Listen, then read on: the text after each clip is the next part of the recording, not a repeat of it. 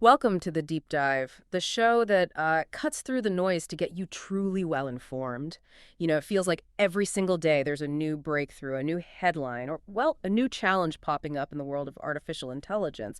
It's moving at such a dizzying pace, and honestly, it can be pretty tough to keep up. Oh, absolutely. It really is. And the sheer volume of information, it can just be overwhelming, can't it? Yeah. That's precisely why our mission today is to cut through all that noise.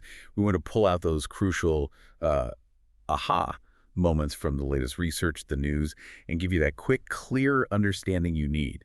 What's truly driving AI forward right now? We've got this stack of recent updates, industry announcements, research papers, and we're going to distill the most important stuff for you.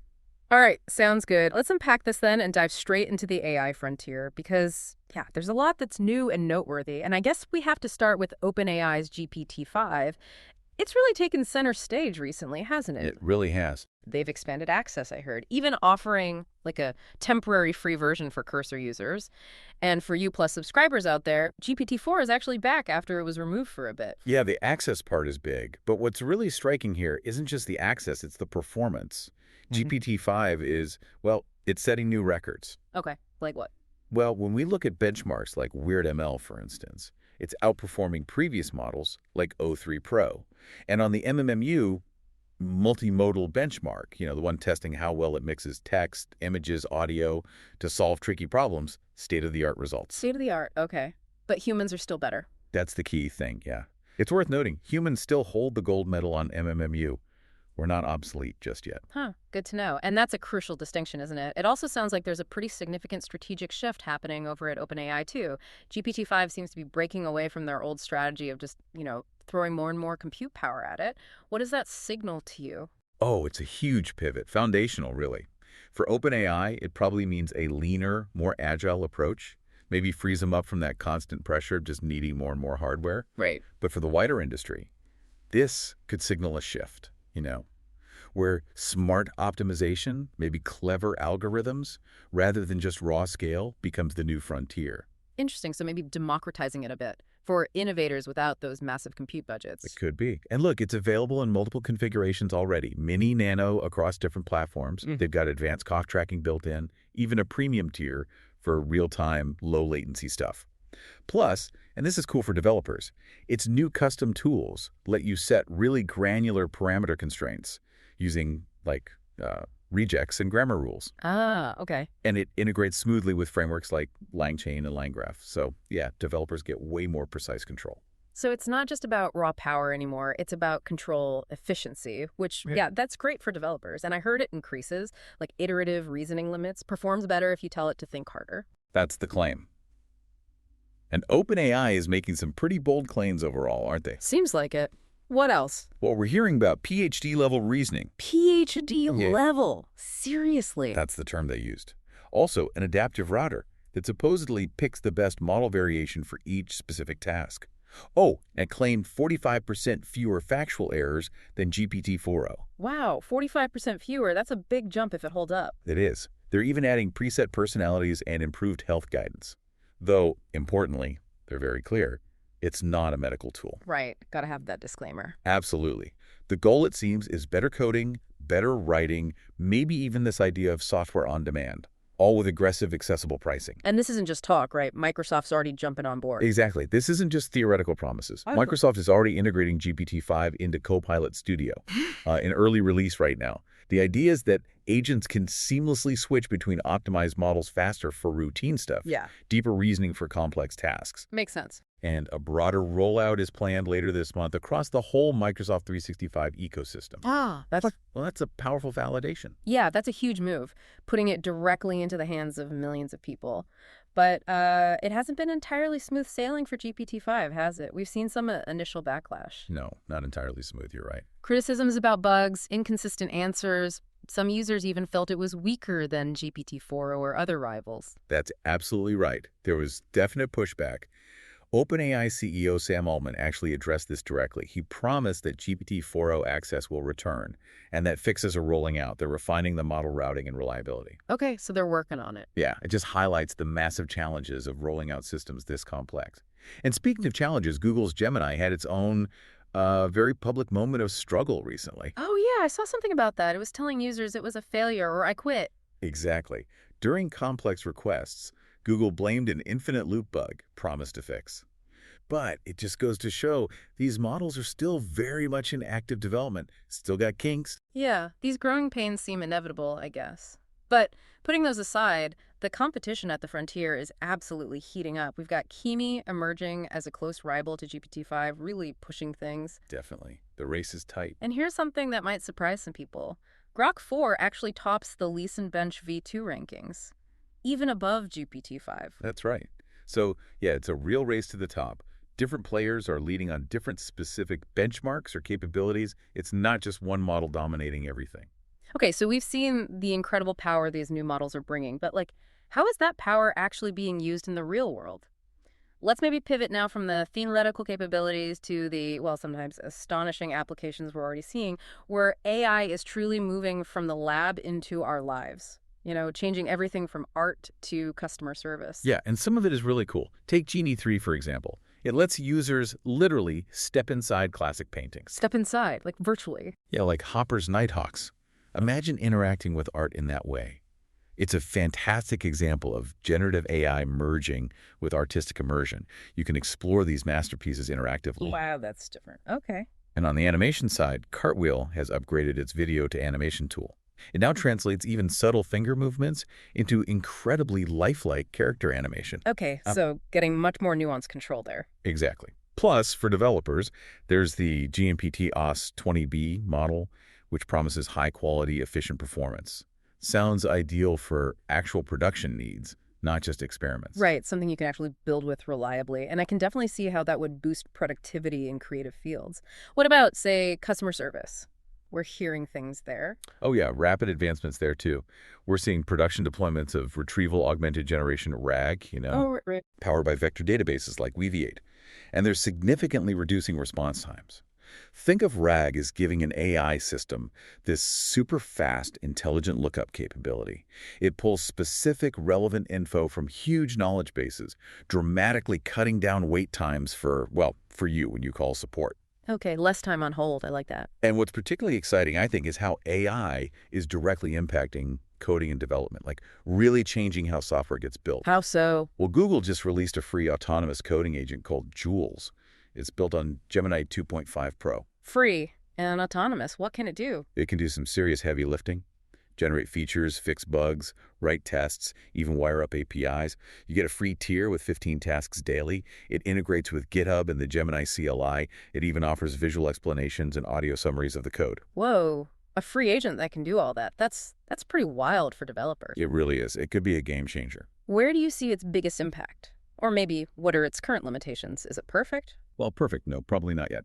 Limitations will likely be around really complex, novel problems or understanding very nuanced project context. But for routine tasks, bug fixing, generating boilerplate code, huge impact. And it's not just Google, right? We're seeing Qwen Coder rise as any coder's default model. Yeah. New agent training methods popping up that don't need runtime. Okay. And Claude Code has made some great improvements too, letting developers run jobs in the background, get real-time log updates, automatically diagnose crashes. Yeah. It's all about streamlining the workflow. Making developers' lives easier, basically. Pretty much.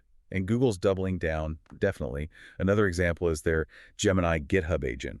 It's a free beta GitHub action.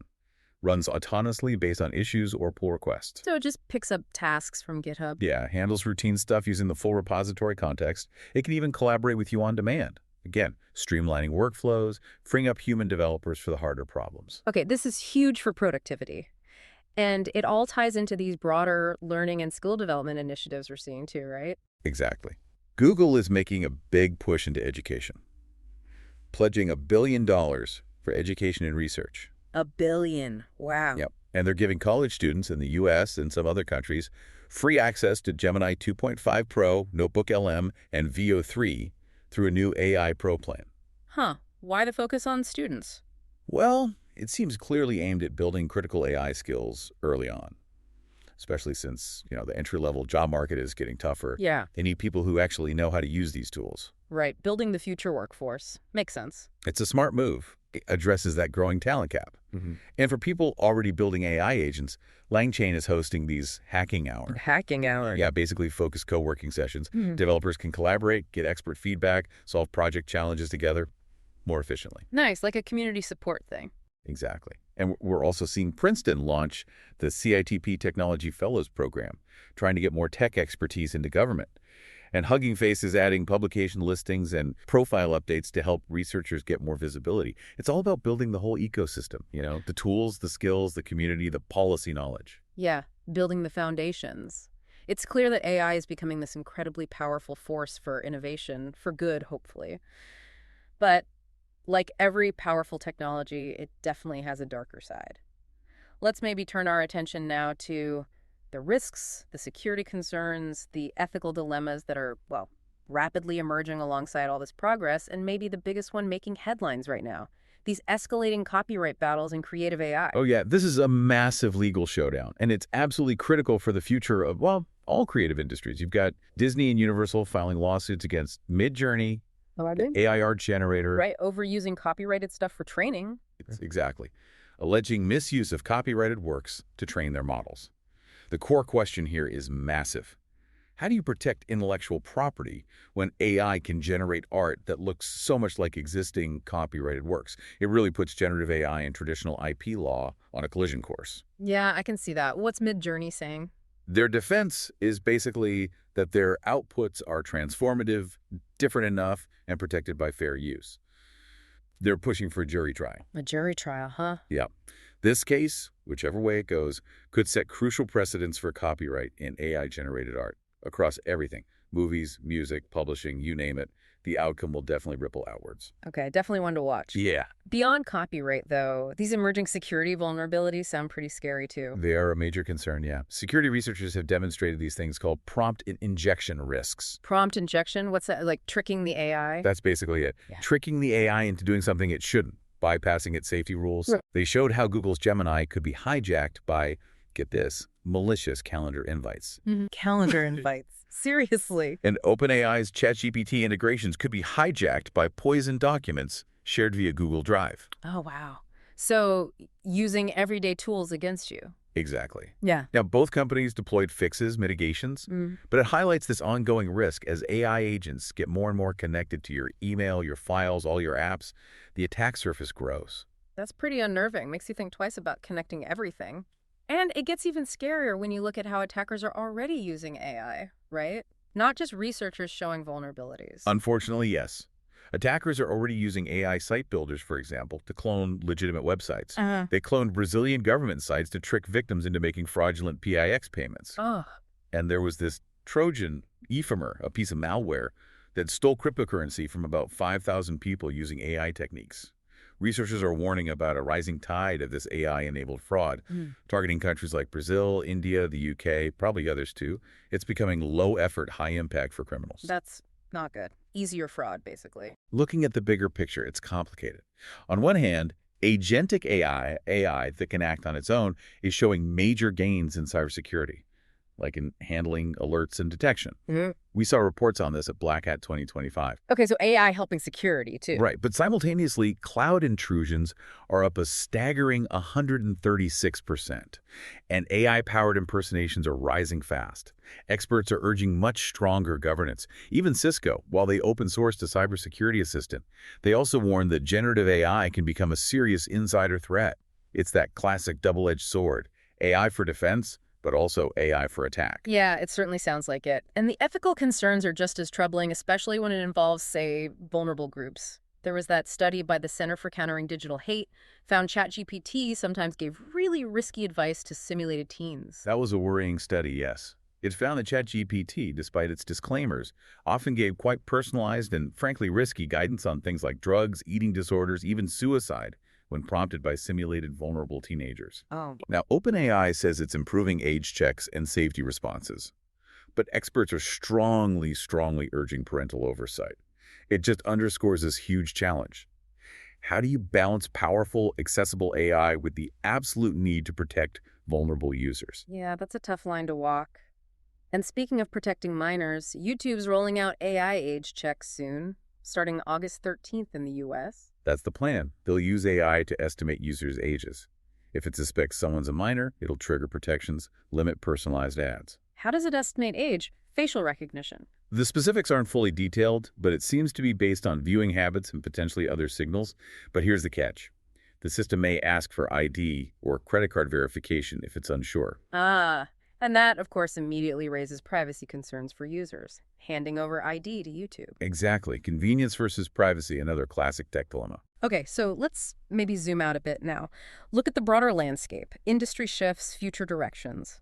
These discussions around GPT-5's atypical compute scaling, for instance, that's leading to questions about model rollout transparency, isn't it? What's behind that scrutiny? Yeah, it's not just a technical detail about how much hardware they used. It's really about understanding the how behind these incredibly powerful releases. There's this growing desire, I think, for more transparency about the training data, the actual compute power involved, the safety evaluations that went into these models before they were released. Right, people want to look under the hood more. Exactly. And one aspect of this whole thing that really grabs my attention is this ongoing debate. Yeah. It's about the potential loss of, like, the mad genius spark in mainstream models. Mad genius spark, what do you mean? Well, as these AI models become more optimized for reliability, for safety, for giving consistent answers, some researchers worry we might be losing the capacity for truly novel, unexpected, maybe even artistic breakthroughs, the kind that might come from less constrained, more exploratory AI architectures. Ah, I see, like making them too predictable, too safe. Kind of. It's this fascinating trade-off, right?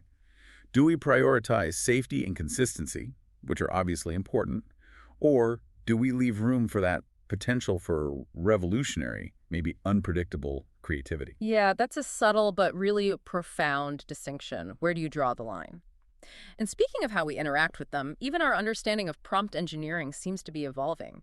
You hear now that evidence favors simplicity over those really elaborate tricks people used to share. Totally. It seems we don't need to try and outsmart the AI with these super complex, convoluted prompts anymore. Often, simpler, clearer instructions actually yield better results. Okay, less prompt wizardry needed. Maybe so. And related to that, the push for AI's alignment and trustworthiness continues. Big efforts focused on reducing what's called sycophancy. Sycophancy, like sucking up. Basically, yeah. The AI just telling you what it thinks you want to hear, rather than what's actually true or the best answer. Encouraging truly honest AI responses, even if they're inconvenient, is crucial for building public trust and making sure AI is actually beneficial. Right, you want the truth, not just flattery. Okay, so moving from those theoretical debates to practical applications again, AI is making really significant inroads in defense and enterprise adoption, too. Johns Hopkins, for example, is building classified AI wargaming tools for the U.S. Defense Department and intelligence community. That's right. This project is designed to simulate complex conflicts, sharpen strategic planning. It really underscores AI's growing role in military training and simulation, and of course, keeping all the sensitive data and methods completely under wraps. High-stakes stuff. Definitely highlights the strategic imperative of integrating AI into national security. And then in the enterprise space, you mentioned Atlassian deepening its Google Cloud ties. Yeah, they're infusing Gemini and Vertex AI across their core products. Jira, Confluence, Loom. This means deep integrations with Gmail, Chat, Docs. Their own AI tool, Rovo, is getting upgraded reasoning capabilities. Okay, so AI woven right into project management collaboration tools. Exactly. And interestingly, enterprises can now even buy Atlassian services using their existing Google Cloud budgets. Makes adoption much easier for big companies already on Google Cloud. It just shows how deeply AI is being woven into everyday business tools and workflows now. Yeah, it's becoming standard plumbing almost. And looking at the bigger infrastructure picture, Cohere North's hybrid approach is interesting. It kind of highlights that simply throwing more compute at the problem, like we discussed with GPT-5, isn't always the answer anymore. AI scaling is facing new kinds of limitations that need more creative solutions than just bigger hardware. Right, back to that optimization point. Yep. And for developers trying to manage this, LangSmith Playground now supports GPT-5, importantly, with integrated cost tracking, which is vital for managing those cloud bills when you're experimenting. Oh yeah, gotta watch those costs. And it's not just about the tech itself, is it? Even, like, company culture matters. NVIDIA's leadership story is getting attention for its unconventional talent pipeline. Yeah, it shows that how you build the teams, where you find talent, is becoming just as important as the algorithms you create, especially in a field moving this fast with such intense competition for skilled people. Okay, So, wow. We've covered quite a journey today from, the thrilling advancements of models like GPT-5, that burst of new AI tools for creativity and productivity, to the really critical security and ethical challenges that demand our immediate attention, and then this shifting landscape of AI strategy and adoption in both the private sector and government and defense. It's just an incredible time to be watching this space. It truly is. A field that's moving at just incredible speed, constantly evolving, constantly surprising us. You really can't look away for a second. Indeed. Okay, so maybe to wrap up, considering this rapid integration of AI into, well, everything from your personal assistants to national defense systems, and considering this rising tide of AI-powered threats and these tricky privacy concerns, what new responsibilities do you think will emerge for us as individuals, for businesses, for governments, as AI becomes truly ubiquitous? And maybe even more personally, what skill, maybe one we don't even think about much now, might become unexpectedly vital for you listening right now in this evolving AI-driven world? Something to chew on.